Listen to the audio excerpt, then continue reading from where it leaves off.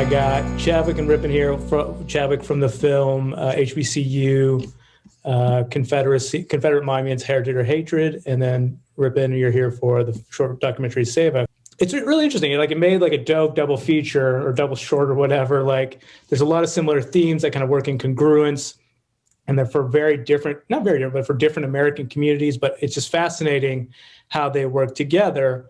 One of the things that I thought was interesting, and it's kind of subtle, but it's there. Like, both your films have a lot of voices and a lot of voices from the community. Now, in certain moments, there may be voices that, steer the ship a little bit, but there's a lot of voices throughout the film. So I just want to talk about kind of your decision-making as filmmakers or as a team with your teams, of how that came about. Like, did you just shoot as many people as possible, and then did it work its way itself out in the edit? Did you kind of have a strategy of who you needed or wanted, or particular people you wanted to film? Because again, the films are so lean and tight, but there's a lot of voices, but it moves so well. I just don't understand how you work that magic.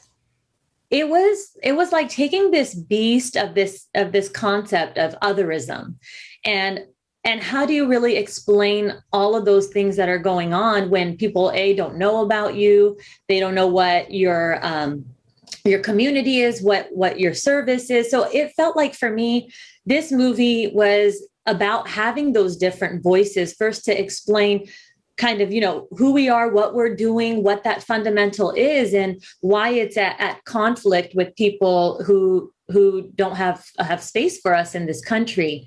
And so when that started happening, I was really fortunate to have some community support out in Central California, where there's a huge hub of South Asians. And so that really started it. And when I wanted to look at community organizers there, people that were big voices, whether it was being the outlet in media, or people who were, tied back into the Sikh Coalition, which is the biggest organization that really came out of the hate crime that happened in Oak Creek, which we'll get into. But so I was finding these pieces and the thread of, how do I explain on a personal level what this Seva is about, coming together as a community and creating food together, but then also translate that into this whole wave of activists that are rising in the community and across the US. So that was my train of thought. And that's really where I started leaning into, okay, well, there's artists who are doing this work. There are lawyers that are doing this work there. So there was just a number of people, and that was the decision making to not just have one voice represented, but ultimately reflect that this is a community that are collectively, even through their art, protesting not being seen, but doing it in a way through love and the language of selfless practice. So when it comes to our film, like Heritage or Hatred, it's like we're already asking a question. So because we're asking a question, we spoke a little bit about this on the last interview about echo chambers. It's important to get different perspectives, because if you want to deal with the heart of a lie, then you have to see what people actually think about it. In this country, we are still suffering from the lost cause narrative when it comes to the Confederacy. I believe when it comes to Donald Trump and his presidency, looking at the Capitol rise that happened or insurrection that happened a couple months ago. I think that it's very important that we show what different people are thinking, and then we go to the history and we go to the facts and we line that up against each other. We're not going to solve the racial problem in this country until we do that. All right, I get both of that. I guess then it's just, I want to drill down a little bit more, but like, for filmmakers specifically, or for people who are interested in storytelling in this capacity, like, again, what was the process though, the actual production process? And like, and when it comes down to like the final edit, how organic was it? Was it work with your editor? Was it work with your production team? How did you understand and put together and piece together so almost organically all these voices to tell these stories? The HBCU Storytellers was a team. Like, it wasn't just me I've worked in projects before where I'm shooting and directing, or where I'm directing and I'm editing later on. So it was a team. I think that we had to work with the footage that we got, and a big emphasis, at least when I was in the field and we were shooting these, was let's get all different perspectives. So when we were in Richmond, we were at a couple Black events, but I also made sure to go up to different colleges and ask students who we weren't traditionally reaching out to. Look for residents who we weren't traditionally expected to be on a project called HBCU Storytellers. I thought it was really, really, really important, and I try to talk about this at all of our screenings, that there's still a question out there. I mean, most Black people can get together, and regardless of what we think should be done with the monuments, we agree that they were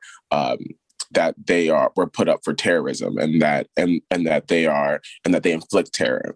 But until we as Americans come together and we come to that same, at least the majority of us come to that same conclusion, then nothing's going to be done about it. So at least when we were in the field, I was very adamant about let's make sure that we get different perspectives, and let's make sure that we get different voices in this film. When it came to the editing process, I think that the editing team was kind of already on that same page. When they had a vision for what it was, and they had a vision for what it could be. So I mean, as I was getting different edits back, it wasn't like I was like, well, we need to cut what this person dancer, or we need to put more of that person's dancer in. They were already on the same page with me. So. Yeah, I mean, for me with documentary, the real talk is like for my project, I didn't have all the money, I was going off of my heart and saying, okay, I have a little bit of backing from this grant that I won, but now it is game time. And how do I tell this story that wants to be like this with this much money and this many resources? And so I just started picking up the phone and finding ways. How can I get this gear? How can I do this? How can I tell this story and with what I have, right? And so it was a skeleton crew, but once we got the interviews in place, and with documentary, things are changing and we're finding things. And so we were adding on different interviews. And then it was literally like me picking up my camera and going into the field and making sure that I was getting as much footage to tell this story in the way. And it's so crazy how the universe works sometimes, because I had been on a trip to India, and I went to the Golden Temple, and that's really what caught my eye. There's all this footage of 100,000 meals being prepped a day, right? And I was just kind of looking as an observer on the outside, even though it was me being there, and I had caught that footage. And that really became the catalyst. And then there was this fundamental part where I brought on an amazing story editor and producer, and she was like my sister in all of this. And what she did for me was incredible in terms of like, I'm so close to the story, and sometimes that you have to take a little step back. And with her perspective, coming in it knowing nothing about Sikhism, knowing nothing. And she was like a true audience member. And it was the two of us constantly editing, doing things. And it was all about what can we do to tell this story with what we have and put it out there in a way that I think has translated. These films are coming from particular communities. And the question of like, are they for the community? Are they for the outsider? That's a bigger question we can maybe get to later. But again, and I'm assuming the answer is not that complex, but I still want to hear it from both of you. Like, how much importance was there to like use as many voices as possible from these particular communities, whether it's from the Charlottesville, talking about the statues and the complex history around that, or their own personal opinions around that, within the Sikh community about, unfortunately, having to explain the culture, but then also like talking through and walking through very traumatic instances.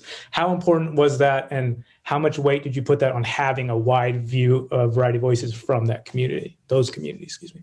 Like, you're right. There's so much pain and so much trauma in these in these occurrences.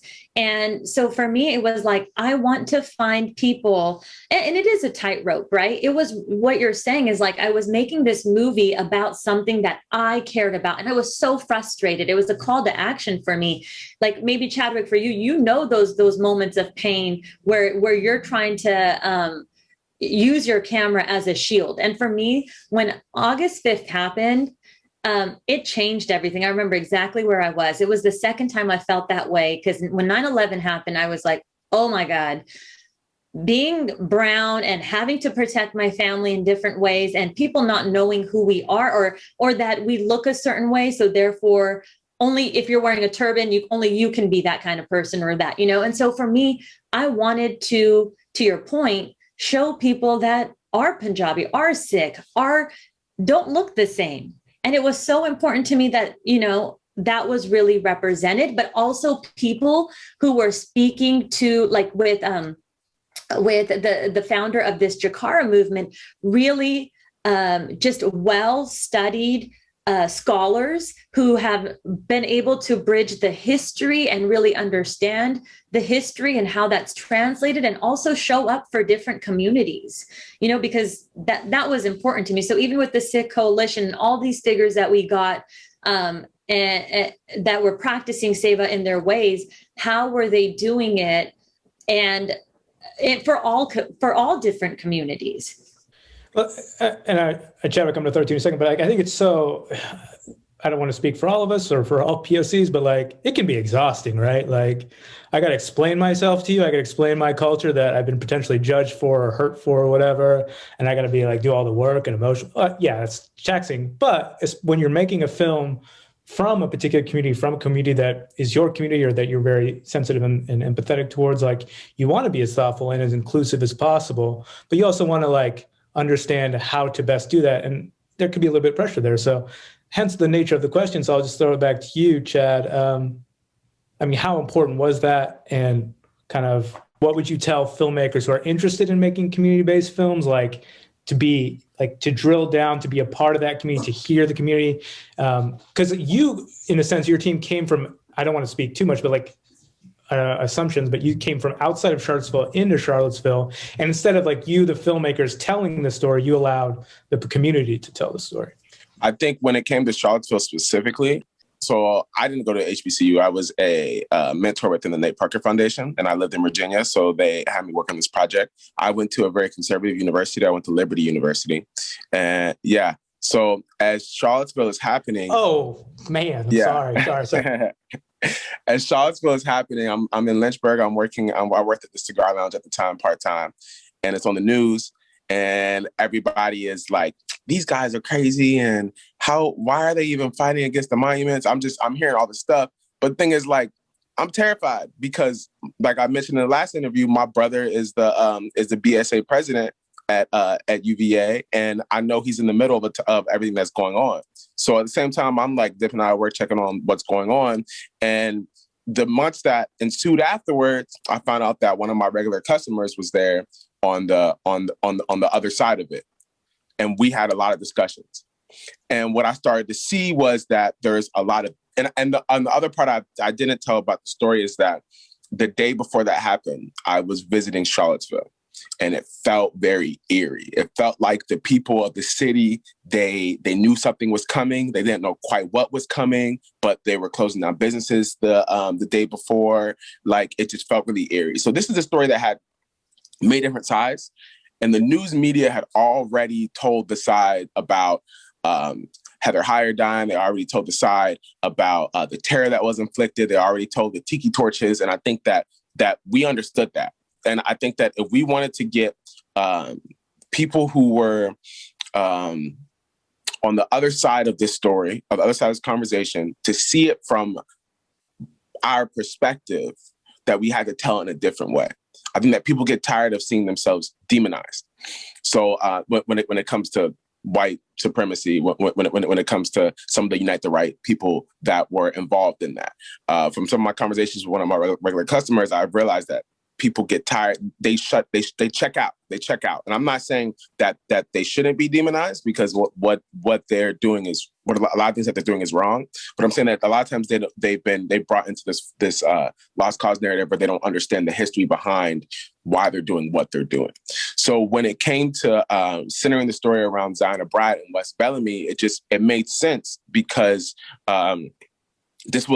these were two voices that had been given platforms, but they weren't the center of their story. And Zion Bryant started a petition to tear down the Robert Lee statue. So it had to be told from her perspective, because she was a Charlottesville native. She had family that grew up in Charlottesville, and she was young, and she was involved in activism. So her voice was very powerful, because not only was she young and involved in activism and started the petition, but she grew up in Charlottesville. She talks about her uncles and her ancestors that came before her, and what they had to deal with white supremacy in the city.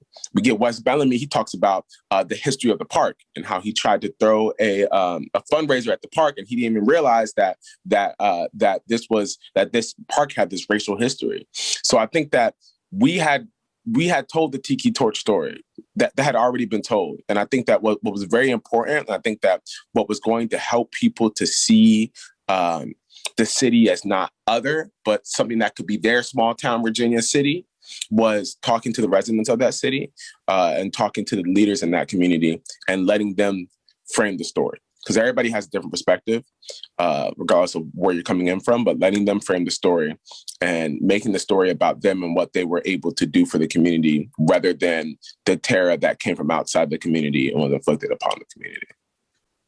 All right, let's talk about that. Let's talk about tiki torches and terrible acts of violence at time.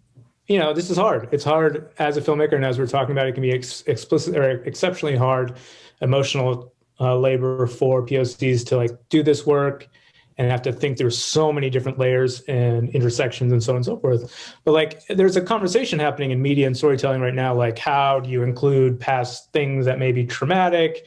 How much do you use? How do you storytell around that? And both your films include, some challenging material from the past that was very painful for different people and potentially triggering. So maybe, and there's no judgment, there's nothing like that. It's just a conversation about how and why did you choose what you chose and how you chose to use it, and kind of what were your goals? Did you have conversations with your teams or your producers or your editors thinking through, how are we doing this? What do we use? What is too much? What is too little? It was a long discussion.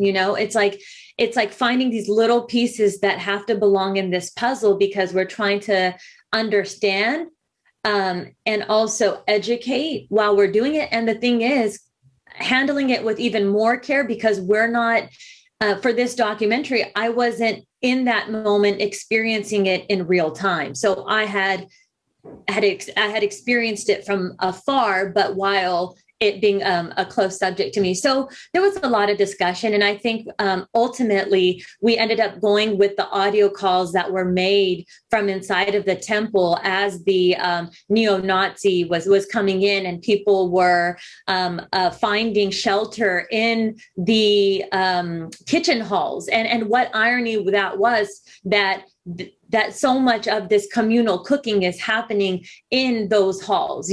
So much prayer is happening inside of the worship rooms. And so those few pieces, ultimately, I saw myself as a little girl, a little brown girl who my parents would take me to temple. I would be that girl that was cleaning the shoes or cooking in the cooking halls. And all of that became so important in channeling that through storytelling, because in those moments of hearing this news happen to a community that you are part of, it breaks you.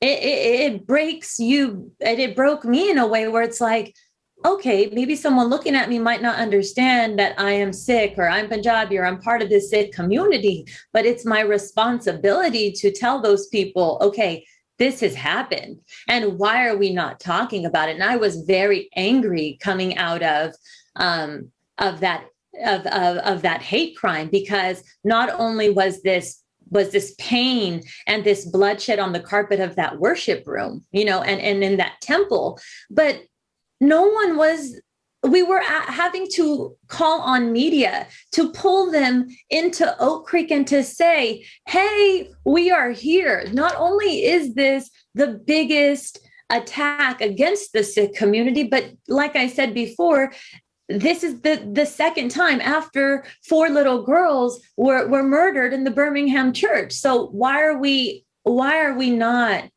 telling people that this isn't okay? And so that really became the motivation for that, to putting that in the film in that way. It's very hard and challenging and thoughtful. And yeah, it happened, and it has to be communicated, just the effects and the ramifications of that event particularly. Chadwick? Film lasts for a long time.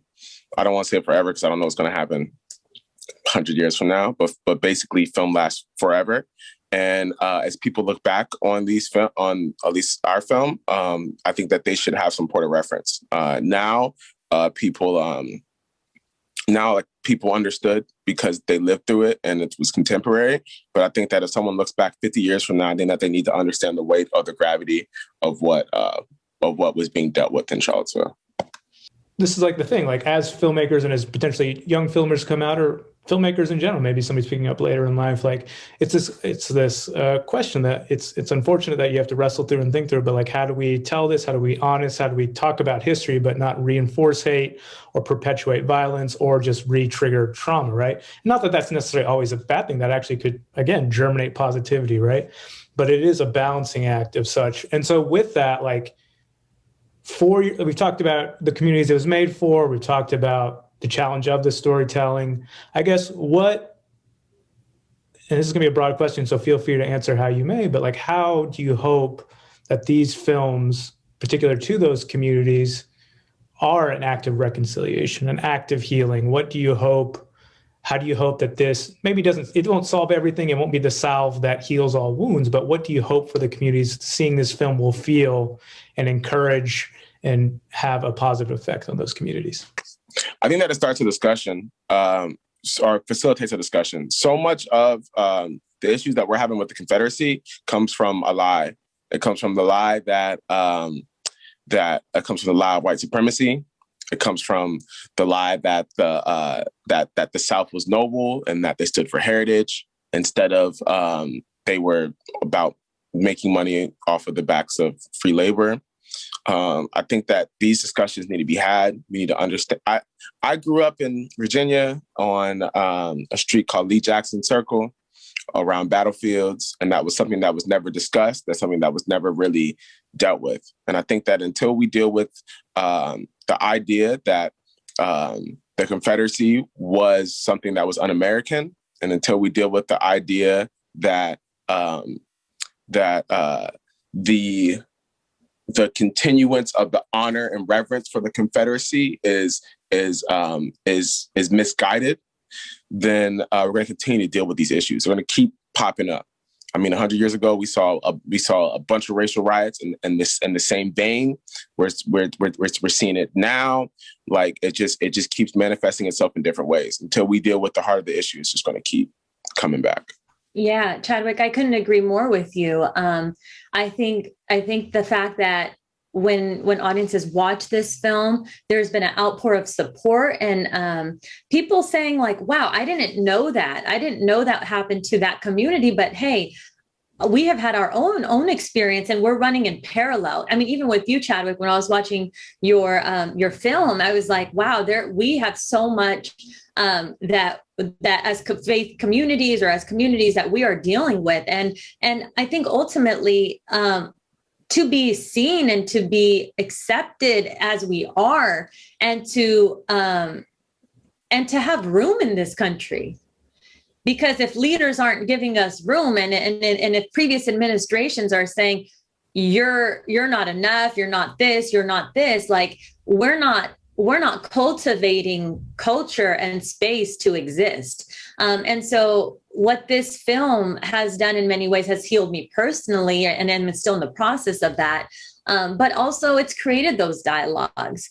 And And also, it's been incredible to have people send me articles, especially around Black Lives Matter, and when Sikh communities were also creating large amounts of food. I think the New York Times wrote an article about that, and people were sending that. Wow, I didn't know that was being done. And what's more beautiful than two communities coming together, and showing up? And I think ultimately, that's also what's come out of this. It is our responsibility as human beings not to only show up for our own faith-based communities, but to show up for every community, because that is when solidarity is happening.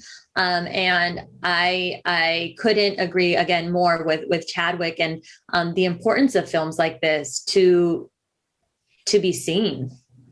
And we'll throw it to you, Chad, first. But how do you hope that this film activates people? Straight up, how can people best be activated after watching your film? Like I said, I think there's two folds to it. One is starting to have those discussions. We start off by framing the title as a question: is it heritage or is it hatred? To try to draw a wider audience of people into watching it. So I hope that it sparks those discussions that leads to people finding out the truth about the Confederacy and the truth about the legacy that is passed down. And then I hope that it also activates young people.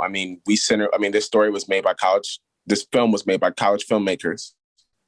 And it centers around the stories of Zion Bryant, who was a high school activist, and Dr. Wes Bellamy, who's 26-year-old vice mayor, who's able to get a multi-million-dollar equity package for the city. The whole thing is about being young and being active and being involved, from behind the camera to the people, the stories that are being featured in front of the camera. So I really hope that people watch this and they're inspired to change their communities for the better.